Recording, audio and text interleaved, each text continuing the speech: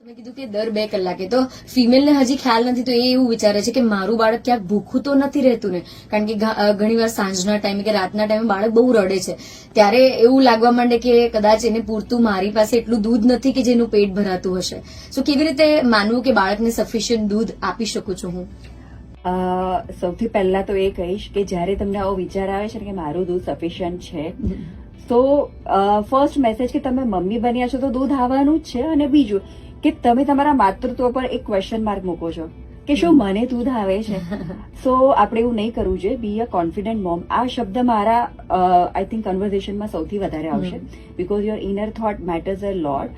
તમને દૂધ આવે જ છે, માત્ર તમારે એટલું જાણવાની જરૂર છે કે તમારું બાળકને જો સફિશિયન્ટ દૂધ મળશે તો નંબર 1 તમારા બાળકનું વજન છે એ તમારું એપ્રોપ્રિએટ વેઇટ ગેઇન થશે. જે મેં તમને કહ્યું 30 ગ્રામ પર ડે પ્રમાણે તમારા બાળકનું proper 20 to 30 gram per day પ્રમાણે વેઇટ ગેઇન એનું થશે.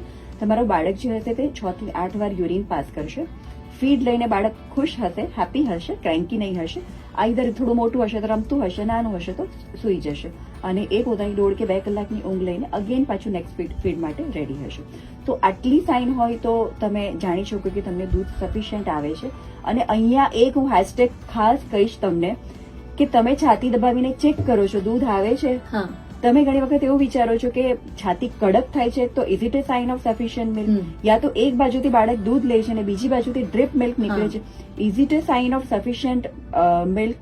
તો આમાંથી કોઈ સાઇન એવી નથી કે જે તમને એવું કહે છે કે સફિશિયન્ટ મિલ્ક આવે છે. આ એક મિથ છે કે આ બધું હોય તો જ સફિશિયન્ટ મિલ્ક આવે, એવું નથી હોતું. મારું બાળક લે છે, સંતોષ થાય છે, વેઇટ ગેઇન સારું થાય છે, દેટ્સ ગુડ.